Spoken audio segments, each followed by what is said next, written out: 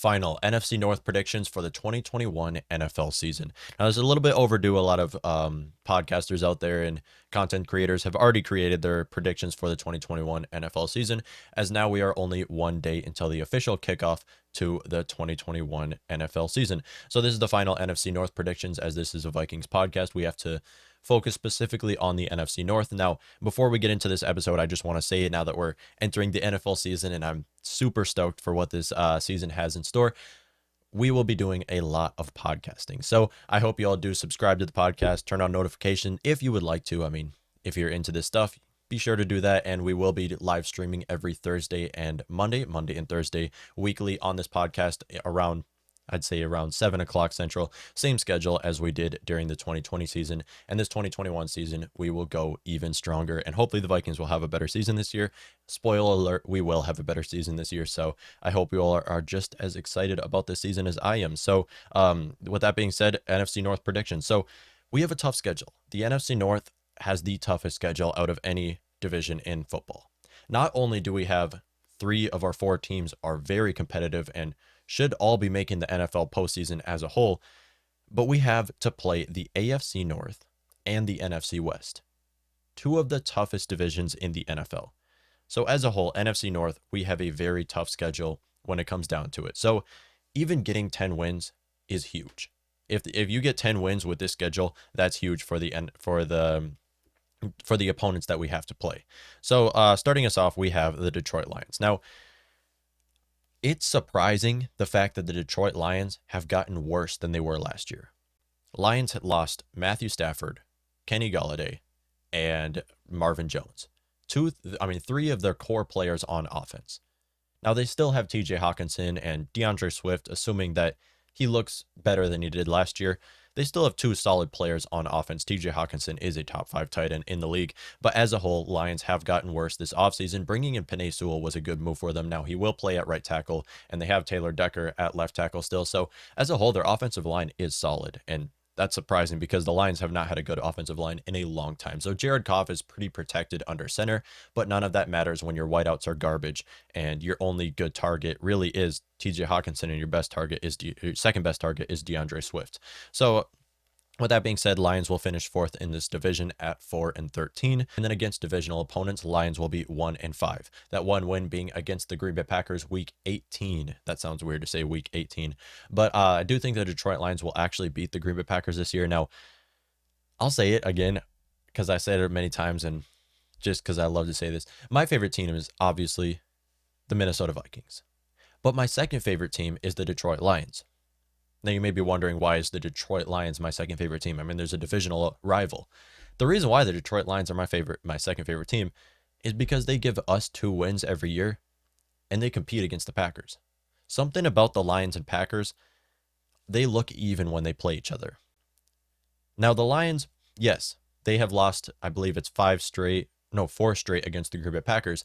However, in a majority of those losses, they really did put up a fight against the Green Bay Packers. And a couple of years ago, the Lions should have beat the Packers if it wasn't for the refs. However, with that being said, in the last 4 years, the Lions and Packers are 500, splitting 4-4 against each other. So, and then you also take a look at this back here. We have the tracking of years since the Lions won a playoff game, and we're going to be adding one more tally mark to this as the Lions have only gotten worse this offseason. So I believe the Lions will actually beat the Packers week 18 to finish off the season, which will be the cherry on top of the NFL regular season for the Minnesota Vikings, would be the Packers actually losing to the Lions. Against NFC opponents as a whole, Lions will be 3-5. Against divisional opponents as a whole, Lions will be 1-5, and at home, Lions will be 3-5. So not a very good season for the Lions, but I think Detroit fans are going to be fine with that. I mean, if you do get that first overall draft pick and you do get this rattler guy coming out of Oklahoma, Lions could be set. I mean, that's really what they need. They've built an offensive line ready for them. They just need playmakers to build around a quarterback, but they first need a quarterback to do so. So Lions have really been in a rebuilding phase the last 20 years, and this is the best position they've been in to rebuild actually and become a playoff competitor, a Super Bowl competitor, is with this trade with Matthew Stafford, where they acquired all these first-round draft picks, and with all these picks building around a quarterback. But yeah, first have to get a generational quarterback. That's what the Lions need. And if they do get 4-13, they will likely have that first draft pick in next year's draft, and first or second, and hopefully no, not hopefully, but for Detroit Lions fans, they will be happy to get that first overall draft pick and finally be in a good position to rebuild. Also, that Matthew Stafford trade, that might have been the best thing to happen to the Lions since Calvin Johnson, or maybe even since Barry Sanders. I mean, they're in a great position to rebuild after that Matthew Stafford trade. And now we're entering the debatable territory of the NFC North. Everybody knows Lions are going to get fourth in this division. Even Detroit fans know Lions are going to be fourth in this division, and I'm pretty sure they're fine with that as well, like I've said. But 1 through 3, this is going to be the debatable territory of the NFL regular season.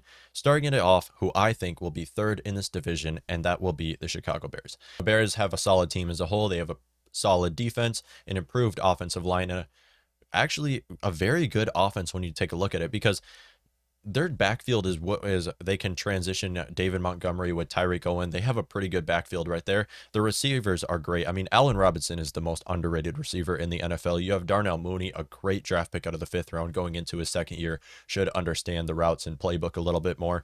And then under center is their problem, and that's where the Bears' problem has been a long time. They have Andy Dalton starting under center. Now, they did just draft Justin Fields, and I'm assuming that he will take the starting role eventually in the regular season.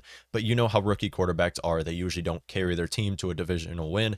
So I wouldn't expect that Andy Dalton or that Justin Fields actually takes that role and brings his team to the playoffs. That would be surprising to see I guess you would see like a Cam Newton type quarterback just come out of nowhere, not even understanding the playbook as a whole and just bringing his team to the playoffs or the Super Bowl. So I don't expect that to happen with Justin Fields and the Chicago Bears. However, I do think Justin Fields was a great draft pick for them. But overall, Bears finishing at 9-8 on the season, just barely over 500. Divisional games, Bears will be 4-2. Those 4 wins being 2 against the Detroit Lions and splitting against the Vikings and Packers. Against all NFC teams being 7-5, and then 7-1 at home. Great performance for the Chicago Bears if they are actually 7-1 at home, because they do have a great home field advantage, and that defense. The defense looks great when they play at home. When they play away games, they just look average. This is how the Bears defense has been operating, and Bears have one of the best home field advantages. Chicago Bears, I think, will dominate at home and then just almost lose out of their away games. So then second place in this division, we have the Green Bay Packers, who will finish 10-7. Like I said earlier in this podcast episode, 10-7 is good. With the schedule that the NFC North is given, 10-7 is a solid finishing record. And Vegas has the Packers actually winning this division. However, I think the Vikings do have that slight edge over the Packers, and it's barely, and you'll take a look into it. So divisional opponents, Packers will be 3-3 in the division, splitting with the Lions, Bears, and Vikings. And then against NFC North opponents will be 7-5, and then 6-2 at home. Solid when it comes to home games, 6-2 at home. Pretty regular when it comes to Lambeau Field. And then NFC opponents, 7-5. They have some tough teams to play in the NFC. And then you already know who's first. I mean, it has to be the Minnesota Vikings. Not only is this a Vikings podcast, but I do actually believe the Vikings have that slight edge over the Packers. And you will see that this is a very slight win over the Packers, because Vikings will be first in this division at 10-7. Packers will be second in this division at 10-7. They will both split, so no one will have that head-to-head win, as both the Vikings will win against the Packers and the Packers will win against the Vikings. So it will come down to divisional opponents as a whole. Well, like I said, how the Lions are going to beat the Packers, that will actually ruin their season, as the Vikings will finish off the season 4-2 in the division, beating out the Detroit Lions and splitting against the Packers and the Chicago Bears, finishing 4-2 in the division, giving them that edge that wins the NFC North title in 2021, and then 7-5 against NFC opponents and 6-2 at home. So the final predictions as a whole, we have the Minnesota Vikings on top at 10-7, but getting that slight edge over the Packers, as they will have more divisional wins. Packers will be 10-7 at second place. Bears 9-8 at third. So these top 3 teams very close. I mean, they're within 1 game apart. And Chicago Bears can also easily be a 5-12 team. Now, I believe that they won't be, and I think that they have a lot better of an offense than people actually think they do, and their defense looks great at home. So I think that they're going to be around even, and 9-8 is as close as you can get to an even team in 2021, as there's 17 games. So Chicago Bears 9-8, third in the division, just barely missing the NFL playoffs. Lions 4-13 in the division, winning themselves the first overall draft pick in 2022. Vikings will represent the NFC North in the playoffs. However, Packers will also make the playoffs as a wild card team. And it's possible that the Packers and Vikings could actually be playing each other in the NFL playoffs. Since they're both 10-7, that's very likely. Vikings could be the 4 seed and Packers could be the 5th seed in the NFL playoffs. So that's possible that could happen. However, Vikings, Packers, Bears, very close when it comes down to it. Bears can easily be a terrible team, but Vikings and Packers, it's pretty solid that they're at least a 8-win team. So that's going to wrap up the 2021 final NFC North predictions for the 2021 NFL season. I hope you all do enjoy, and I hope you all enjoy this podcast this upcoming season. I'm very excited for this NFL season to kick off this Sunday, or I guess actually it's tomorrow that it's going to kick off. I'm excited for Vikings football to kick off this Sunday, and we're going to be previewing this matchup tomorrow and reviewing it on Monday, and we're going to be doing this Monday to Thursday live streaming. So rating and subscribe would also be very much appreciated. Thank you.